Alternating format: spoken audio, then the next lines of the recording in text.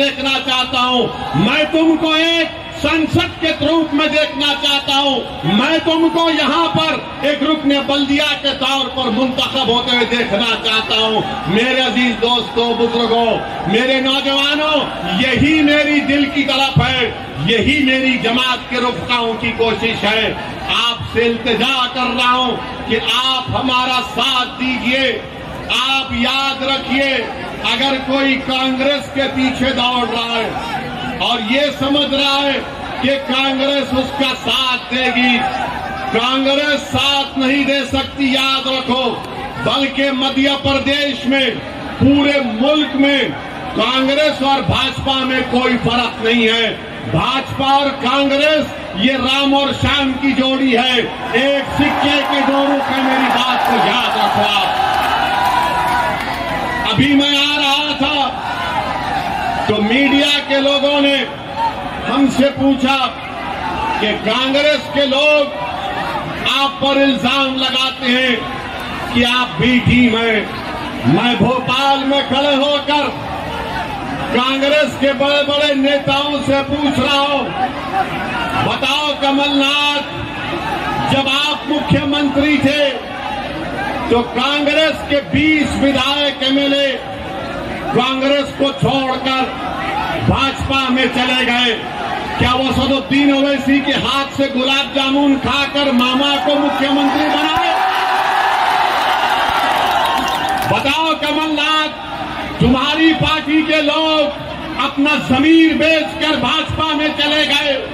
तुम्हारे कांग्रेस के एमएलए जिन्होंने विश्वासघात किया मध्य प्रदेश की जनता से और भाजपा में चले गए, मगर कांग्रेस में इतनी हिम्मत नहीं है कि मोदी पर, अमित शाह पर तनकीद करे तो उंगली उठाते हैं कि ओवैसी वोट काटने को आया है। अरे मैं काटने नहीं आया हूं। सुन लो भोपाल की जनता, सुन लो भाजपा कांग्रेसियों, मैं काटने नहीं, मैं अपना हक लेने आया हूं। मैं काटने नहीं, जोड़ने आया हूं। मेरे अजीज दोस्तों और बुजुर्गों, कांग्रेस के 20 विधायक चले गए और फिर सिंधिया चले गए और मंत्री बन गए। इसका जिम्मेदार कौन है बताओ कमलनाथ? आज कांग्रेस के लोग मजलिस के उम्मीदवारों के वार्ड में जाकर कहते हैं कि मजलिस इत्तेहादुल मुस्लिमीन का साथ मत दो, ओवैसी ये है, ओवैसी फुला है। अरे मेरी कोई हैसियत नहीं है। मैं दुनिया में जब तक रहूंगा जब तक अल्लाह मुझे चाहेगा। मेरे अजीज दोस्तों और बुजुर्गों, मैं फिर से कह रहा हूं कि आपको हालात को तब्दील करना है। और हालात कैसे तब्दील होंगे आप जानते हैं मेरे अजीज दोस्तों और बुजुर्गों कि मध्य प्रदेश में लिटरेसी रेट अगर कम है तो मुसलमानों का है। बताओ भाजपा के लोग जो सबका साथ, सबका विश्वास, सबका विकास की बात करते हैं, आपने मध्य प्रदेश में मुसलमानों को, अल्पसंख्यक समाज को तालीम याफ्ता करने के लिए आपने क्या इंतजाम किया? तो भाजपा की तरफ से आवाज आएगी, ओवैसी हमने स्कूल नहीं खोला मगर घर तोड़ दिया बुलडोजर से हमने। और आप जानते हैं कि मध्य प्रदेश में पहली क्लास से 12वीं क्लास तक 1.62 करोड़, 1,60,00,000 के करीब इन तमाम में बच्चे इल्म हासिल कर रहे पहली और 12वीं जमात के दरमियान में। इसमें मुसलमान कितने हैं बताओ? भाजपा आप सत्ता में है, इसमें मुसलमानों का परसेंटेज 4.65 है, 4.65 है। बताइए देश के प्रधानमंत्री, क्या ये सबका साथ, सबका विश्वास, सबका विकास है? आपके वादे झूठे हैं भाजपा के, बल्कि यूडीआईएससी की रिपोर्ट है 2019 और 20 की, जिसमें क्या कहा गया कि प्राइमरी लेवल में मुसलमान 5%, अपर प्राइमरी में 4.78%, सेकेंडरी लेवल में 3%, हायर सेकेंडरी में 3.44%। बताओ कमलनाथ, आप भी तो मुख्यमंत्री थे, तो आपने क्या किया? कांग्रेस के पास इन सवालों का कोई जवाब नहीं है। जो बच्चे स्कूल के बाहर ड्रॉप आउट हैं, सबसे ज्यादा अगर किसी के हैं तो मुसलमानों के हैं। बताओ भाजपा और कांग्रेसियों, इसका जिम्मेदार क्या मैं हूं?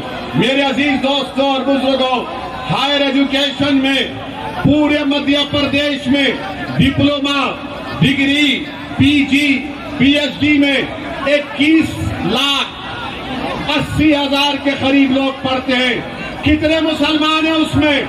सिर्फ 44,290। बताओ, क्या मैं जिम्मेदार हूं? तुम हमको पढ़ने का मौका क्यों नहीं देते? ओवैसी की और मंदलिस की लड़ाई यही है कि अल्पसंख्यक समाज को, दलितों को, आदिवासियों को शिक्षा का इंतजाम किया जाए, जो ना भाजपा ने किया, जो ना कांग्रेस ने किया।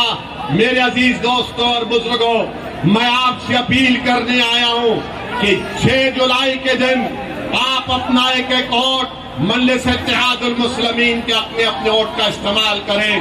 और मैं जानता हूं कि मेरे यहां आने से भाजपा के लोगों के दिलो पेट में दर्द हो रहा है।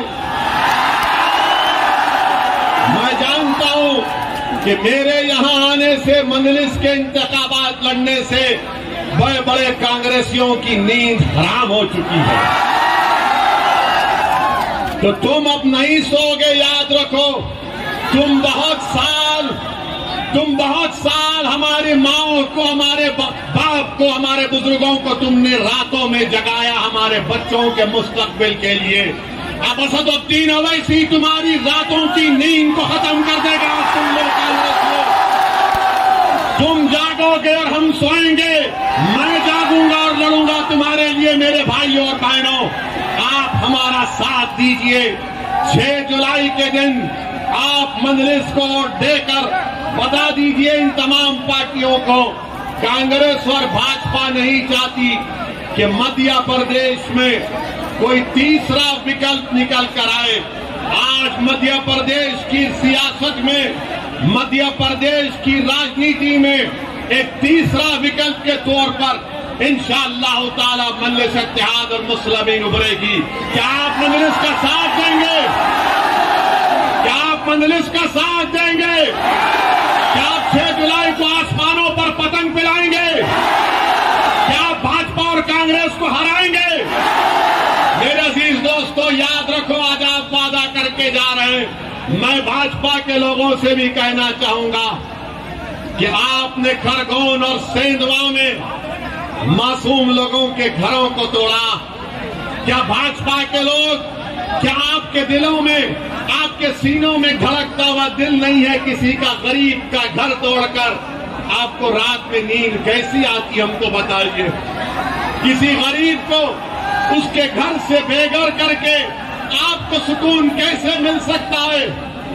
बताओ आप कि कौन सा इंसाफ है कि वसीम शेख, जिसके हाथ नहीं है, उसकी दुकान को तोड़ दिया गया, ये कहकर के वो पत्थर फेंकने वाला था। बताओ मुख्यमंत्री, बताओ मध्य प्रदेश के होम मिनिस्टर, जो मुझसे बहुत ज्यादा मोहब्बत करते हैं, मैं उनको भी बताना चाह रहा हूं, वसीम शेख का हाथ नहीं है, तो कैसे कोई जिसका हाथ नहीं हो पत्थर फेंक सकता है? क्या ये आपका इंसाफ है? क्या ये आपकी गरीबों से मोहब्बत की मिसाल है कि आप एक कमजोर जिसका हाथ नहीं है उसकी दुकान को आपने तोड़ दिया? मेरे अजीज दोस्तों और बुजुर्गों, आप अपने नुमाइंदों को कामयाब करिए, अपनी सियासी लीडरशिप को पैदा करिए, ताकि इन नाइंसाफियों के खिलाफ लोकतंत्र में, जमहूरियत के दायरे में रहकर हम अपनी आवाज को उठा करेंगे। वरना याद रखिए, अगर आप इसी तरह सेकुलरिज्म की, सियासी सेकुलरिज्म की गुलामी करेंगे, तो जिस तरह से 40 साल से आपका इस्तेसाल हो रहा है, एक्सप्लॉयटेशन हो रहा है, उसी तरह आपके नौजवानों का इस्तेसाल होगा। नौजवानों, मेरी बात को जहन नशीन कर लो। ये लड़ाई तुम्हारे लिए है मेरे भाई, मेरे बेटों, ये लड़ाई तुम्हारे लिए है। मैं तुम्हारे लिए लड़ रहा हूं। मजलिस आपके रोशन मुस्तकबिल के लिए लड़ रही है। आज मध्य प्रदेश में एक तीसरे विकल्प की जरूरत है और मजलिस इत्तेहादुल मुस्लिमीन एक तीसरे विकल्प के रूप में आगे बढ़ेगी। मैं आपसे अपील करने आया हूं कि डरो तो सिर्फ अल्लाह से, डरना है तो सिर्फ अल्लाह से। ना कमलनाथ से डरो, ना मुख्यमंत्री से डरो, ना भाजपा से, ना कांग्रेस से डरो। डरो तो सिर्फ रब्बुल आलमीन से डरो। और याद रखो, आप ही के शहर के एक शायर ने कहा था, मंजर भोपाली ने कहा था कि ताकतें तुम्हारी है और खुदा हमारा है। याद रखो मेरे अजीज दोस्तों और बुजुर्गों, आज आप न कमलनाथ के उस दिल फरेब वादों का शिकार होइए, न बीजेपी के इख्तिदार के खौफ खाइए, क्योंकि संविधान में डरने की इजाजत किसी को नहीं है। हाँ, कानून का उल्लंघन नहीं होना चाहिए, मगर कानून के दायरे में रहकर हमको अपनी लड़ाई लड़ना है। मैं आपसे फिर से कह रहा हूं कि तशद्दुद, वायलेंस रास्ता नहीं हो सकता है। तशद्दुद और वायलेंस रास्ता नहीं हो सकता है। हमको जमहूरियत में रहकर अपने मसाइल को हल करना है। मैं आपके दरमियान में खड़े होकर आज उदयपुर में जो हमारे हिंदू भाई का किसी दो नौजवानों ने उसका कत्ल किया, मैं उसका खुला कंडेम करता हूं। किसी को कत्ल करने की इजाजत नहीं है कानून में, कोई किसी को नहीं मार सकता। हम कानून को अपने हाथ में नहीं लेंगे। हाँ, यकीनन हम दोबारा मुतालबा करते हैं कि नुपुर शर्मा को भारत के आईपीसी, सीआरपीसी के कानून के तहत एक्शन लिया जाए, गिरफ्तार किया जाए, मगर कानून कोई हाथ में नहीं ले सकता। किसी को आप नहीं मार सकते। याद रखो, ये जुर्म है, ये जुल्म है। जिस तरह कोई किसी अखलाक को नहीं मार सकता, उसी तरह उदयपुर के कोई टेलर को नहीं मार सकता। जिस तरह कोई पीलू खान को नहीं मार सकता, उसी तरह कोई उदयपुर के टेलर को नहीं मार सकता। जिस तरह कोई रकबर को नहीं मार सकता, उसी तरह उदयपुर के टेलर को कोई नहीं मार सकता। जिस तरह कोई हाफिज जुनैद को नहीं मार सकता, उसी तरह उदयपुर के हमारे हिंदू भाई को नहीं मार सकता। जिस तरह किसी को गोश्त के नाम पर नहीं मार सकता, उसी तरह उदयपुर के हमारे टेलर भाई को कोई नहीं मार सकता। हम मजम्मत करते, हम कंडेम करते हैं। मैं भोपाल की जनता से अपील करूंगा कि अगर आप उदयपुर के कत्ल करने वालों को मजम्मत करते हैं, कंडेम करते हैं, तो मेरे साथ नारा लगाइए, इंसाफ जिंदाबाद, कत्ल मुर्दाबाद, भारत का संविधान जिंदाबाद, भारत का संविधान जिंदाबाद। ये हमारा पैगाम होना चाहिए।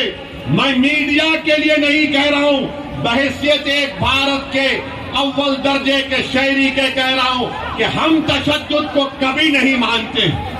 वायलेंस की कोई जगह नहीं है। जिन्होंने हरकत की, वो गलत हरकत की, वो कंडेमनेबल है, हम उसकी मजम्मत करते हैं।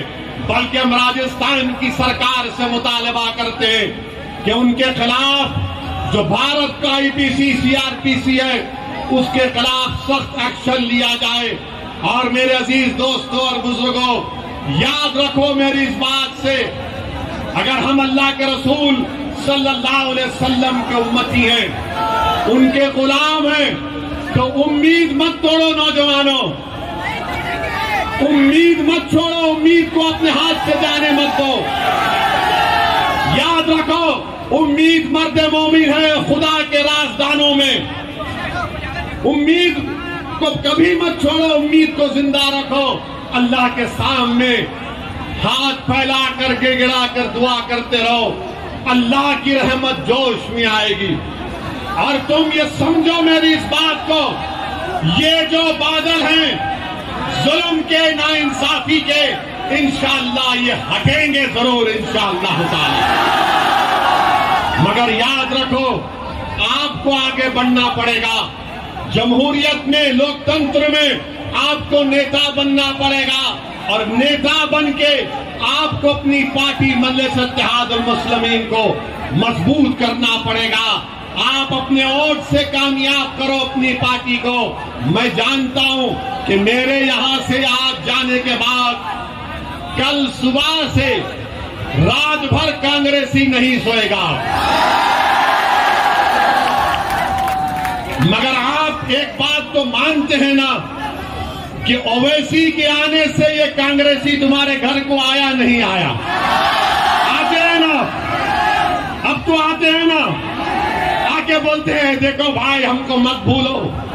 पहले आते थे, पहले नहीं आते थे, क्योंकि उनको मालूम था ये कहां जाएगा हमारे को छोड़कर।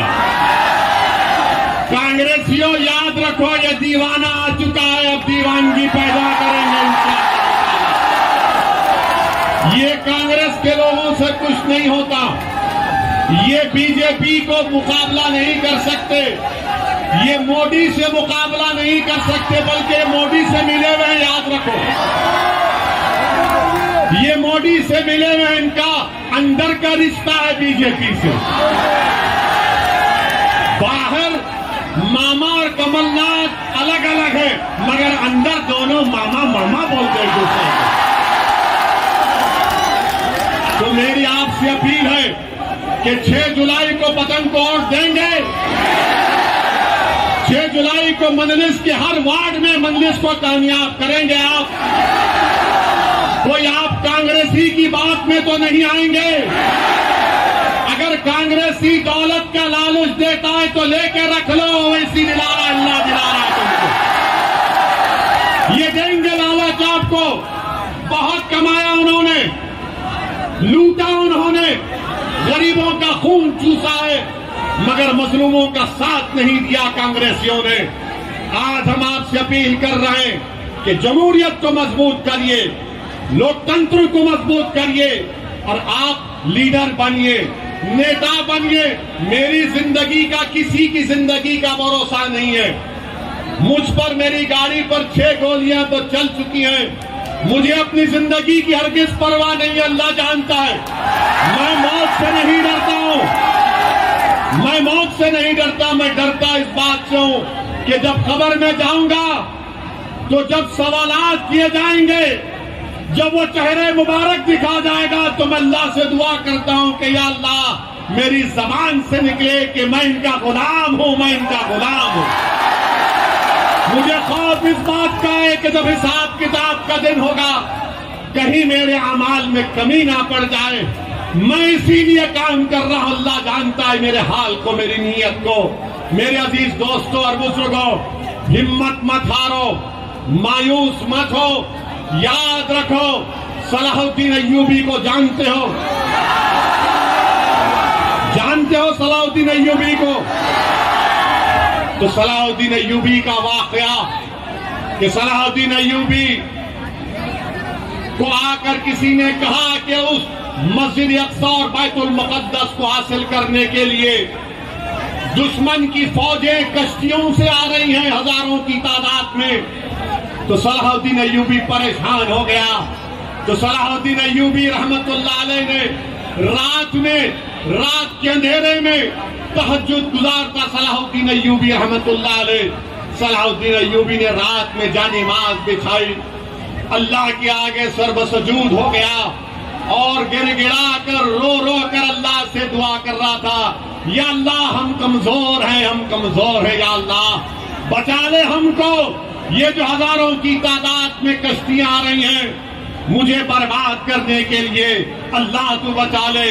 रात भर सलाहुद्दीन अय्यूबी रोता रहा, सिसकियां लेता रहा और जब फजर की नमाज के बाद सलाहुद्दीन अय्यूबी ने एक अहले दिल से मुलाकात की और उनसे कहा कि हजरत आप भी दुआ फरमाइए कि मेरे मस्जिद अक्सा और बैतुल मुक़द्दस के लिए कश्तियां आ रही हैं, तो अहले दिल ने सलाहुद्दीन अय्यूबी का हाथ पकड़कर कहा कि बादशाह सलाहुद्दीन, तूने रात में रो रो कर अपने रब को मना लिया और तेरे आंसुओं की वजह से अल्लाह की रहमत जोश में आई और अल्लाह ने समंदर में तूफान लाकर उन कश्तियों को गरक कर दिया, डुबो दिया। तो नौजवानों, अल्लाह को राजी करना है। अल्लाह को राजी करोगे? इंशाअल्लाह बोल रहे तो कैसे राजी करोगे? नमाजें पढ़ोगे, मस्जिदों को आबाद करोगे, जुल्म नहीं करोगे, किसी को नहीं मारोगे, मगर जिद्दोजहद करोगे, उठोगे, लड़ोगे। अगर कोई तुम पर जुल्म भी करता है तो बोलना हस्बुनल्लाहु निअमल वकील व निअमल मौला व निअमल नसीर। हिम्मत मत हारो नौजवानों, मायूस मत हो, अपनी लीडरशिप को बनाओ। एक वैक्यूम है इस पूरे भारत में, इस देश में हमारे वतन अजीज के लिए हमने आजादी के लिए अपना सब कुछ कुर्बान किया, मगर आज हम आजादी के 75 साल मना रहे हैं। बताओ मेरे अजीज दोस्तों, जो मुझ पर उंगलियां उठाते हैं, मुझको गालियां देते हैं, मगर बताओ आज ये मुसलमानों का हाल क्यों है? बताओ क्यों ये हाल हमारा है? मेरे अजीज दोस्तों और बुजुर्गों, आपने लीडरशिप पैदा नहीं की। अगर मैं खराब हूं तो तुम अच्छे बन जाओ खुदा के लिए, मगर एक पॉलिटिकल वैक्यूम को, खला को खत्म करो, पुर करो। ये देश के लिए अच्छा है, भारत के लिए अच्छा है जब मुसलमानों की लीडरशिप होगी। जब लीडरशिप होगी तो वो लोगों को समझाएगी कि ये रास्ता नहीं, ये रास्ते पर चलो। इसीलिए आपसे अपील कर रहा हूं कि आप मेरे इस पैगाम को समझो। जो लोग आकर आपसे कहेंगे कि ओवैसी वोट काटने आया है, ओवैसी फुला पी टीम है, उनकी बात का हरगिज यकीन मत करिए। उनसे एक ही सवाल करिए कि 20 तुम्हारे एमएलए मोदी के गोद में बैठकर चाय क्यों पिए? उनसे पूछिए कि सिंधिया आज मोदी मोदी क्यों कर रहे हैं?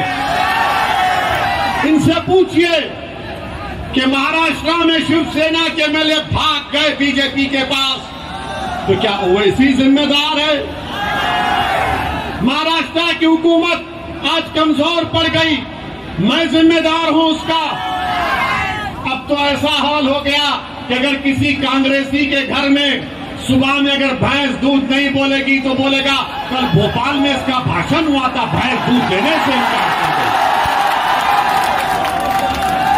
कल सुबह में मुर्गा बांग नहीं देगा 4 बजे तो कांग्रेसी बोलेगा अरे मुर्गा ने ओवैसी का भाषण सुन लिया। मेरे अजीज दोस्तों और बुजुर्गों, मेरी आपसे अदबन गुजारिश है कि आप अपनी सियासी ताकत को मजबूत करिए और हम पूरी ताकत के साथ एक दूसरे का, बल्कि वतन को मजबूत करना है। मेरे अजीज दोस्तों, नौजवानों, अपने हिम्मत और हौसले को बुलंद रखो, मजलिस को मजबूत करो, वोट डालो, नुमाइंदों को कामयाब करो। एक सियासी सफर का आगाज मैं अल्लाह की जात पर हम सब लोग तवक्कल करके आपके भरोसे पर मध्य प्रदेश में अपने सियासी सफर का आगाज कर रहे हैं। मेरी आपसे गुजारिश है कि आप इसमें साथ दीजिए। नौजवानों, जिनकी उम्र 20-22 साल है, तुम जब से पैदा हुए तुम भाजपा की सरकार देख रहे हो। मैं तुमसे वादा कर रहा हूं कि तुम मजलिस का साथ दो। तुम देखोगे कि आने वाले सालों में भाजपा मध्य प्रदेश में सत्ता में नहीं रहेगी इंशाअल्लाह।